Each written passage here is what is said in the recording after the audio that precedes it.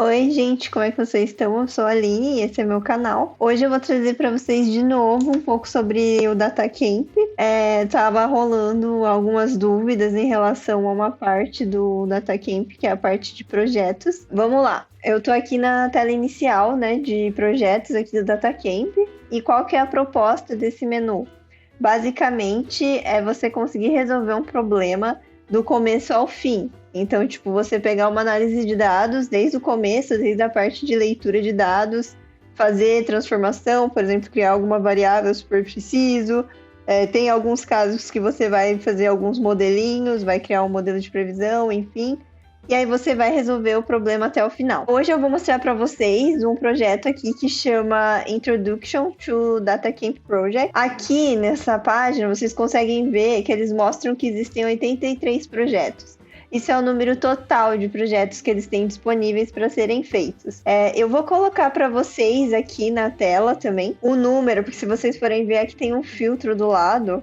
Então, eu peguei o filtro de cada uma dessas marcações. Então, tem uma quantidade de projetos para o R, uma para o Python, uma para o SQL, que nesse caso eu sei que o do SQL é o que tem menos projetos, então se seu interesse era saber mais sobre isso, talvez essa parte de projetos seja um pouco deficiente nesse ponto. Também tem a divisão por tópicos e a questão do projeto ser guiado e não guiado. A maioria dos projetos são guiados, só existem 10 projetos que são não guiados, né? E o que é? Qual que é a diferença dos dois?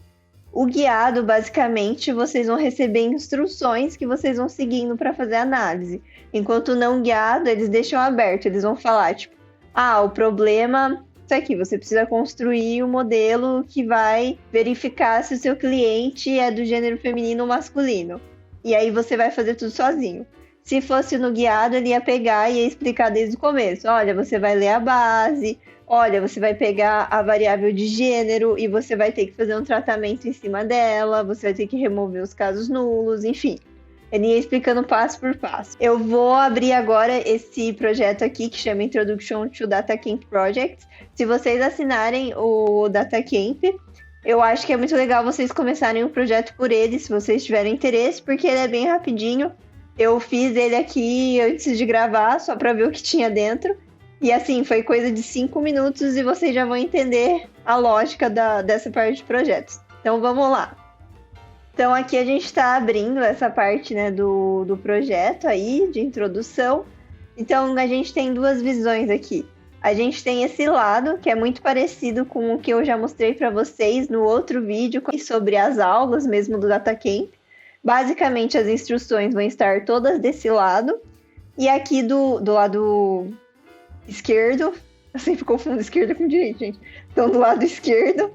Aqui do lado direito, a gente tem essa visualização que provavelmente alguns já devem estar habituados, que nada mais é a IDE do Jupyter Notebook, que é uma IDE de Python aí, famosa, de nuvem.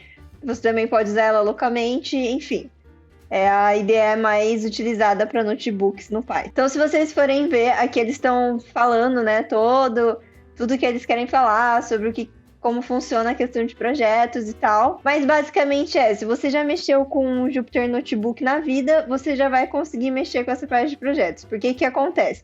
Eles vão colocar todas as explicações. Aqui ele está explicando como é que você executa uma célula, né? Executar uma célula seria você rodar o teu código efetivamente. Então aqui eles já deixaram uma conta já pronta, que seria só você executar ela. E aqui, se vocês forem ver as instruções, né? Eles falam, rode a célula, 1, né? This is a Jupyter Notebook by clicking the run cell, e apertando Ctrl Enter no seu teclado. Isso vai mostrar para você a média de clientes nascidas no ano de 2016. Então aqui eles já deixaram as continhas feitas, seria só você apertar um Ctrl Enter aqui e vocês viram que apareceu o output direto na tela. Então, basicamente essa é a dinâmica do projeto. Vocês vão ver conforme a gente for fazendo aqui as outras atividades. A próxima atividade, ou você pode clicar nesse número 2, que aí você está indo para a próxima atividade e ele automaticamente vai te levar para o parágrafo da próxima atividade dentro do projeto. Ou você pode simplesmente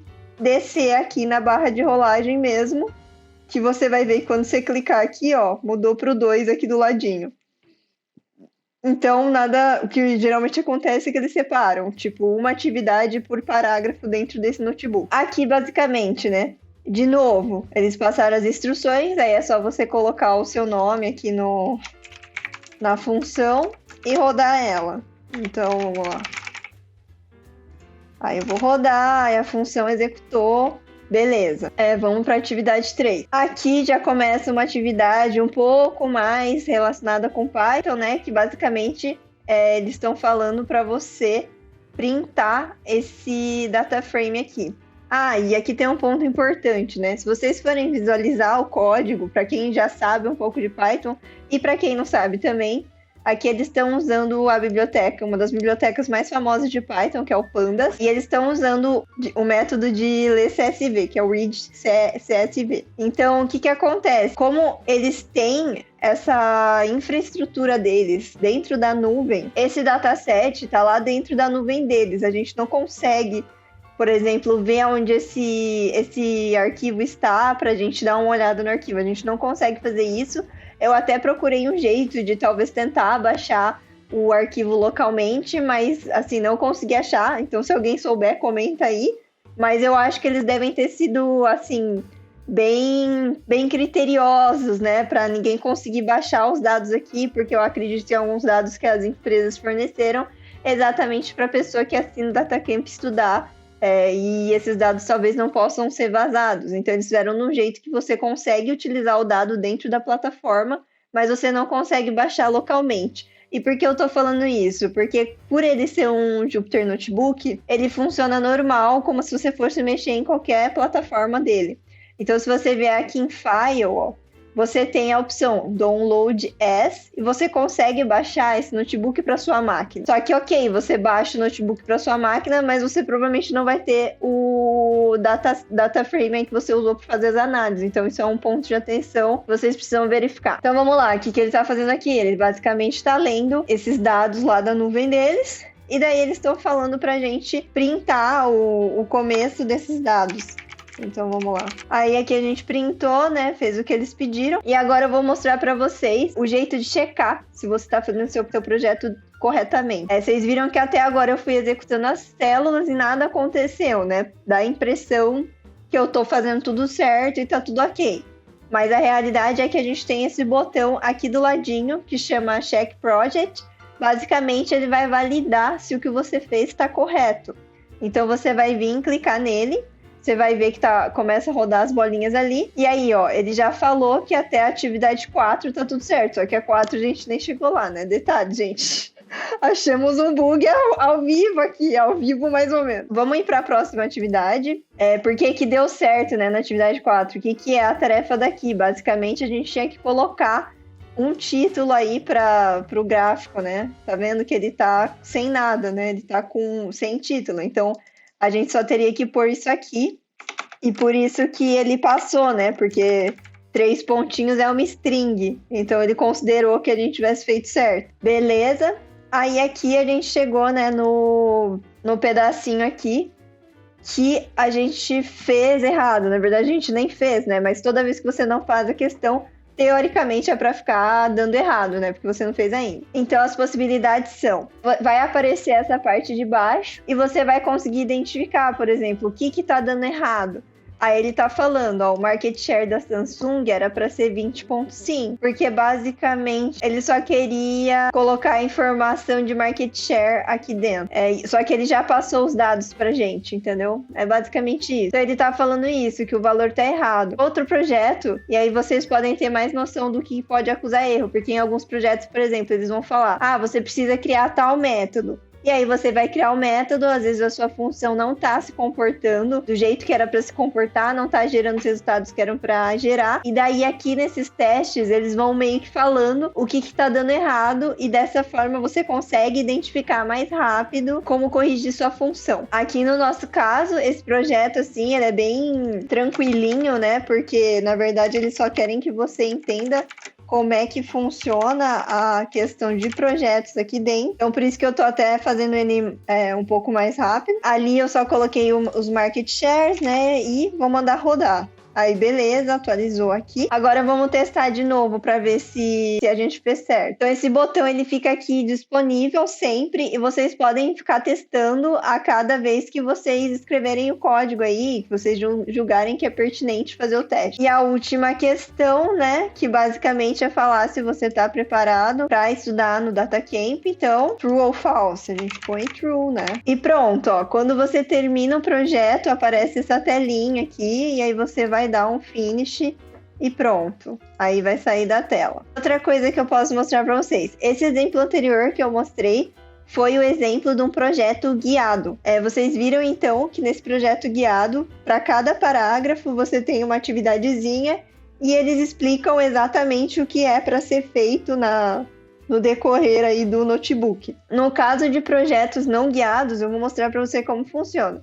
Então tem esse projeto aqui. O projeto aqui basicamente é para falar de uma descoberta desse doutor, eu nem sei falar o nome dele, doutor Semmelweis, sei lá, em relação à questão de lavar as mãos. Então basicamente deve ser um projeto que tem alguns dados em relação a isso e eles vão querer concluir alguma coisa. Então vamos entrar, ó. Um ponto aqui eles mostram, ó, todas as categorias que esse projeto envolve. Então, por exemplo, a gente vai ter manipulação de dados, visualização de dados, probabilidade estatística, importação, né, e limpeza dos dados e um pouco de estudo de casos. Então, vamos entrar nele. Esse projeto eu não vou mostrar ele inteiro para vocês, mas para vocês terem uma ideia de como funciona um projeto que não é guiado. Se vocês verem aqui no cantinho, tá aparecendo não guiado. E olha, esse projeto aqui, ele é para a linguagem R, tá vendo que mudou o símbolozinho aqui em cima? Então, vamos lá.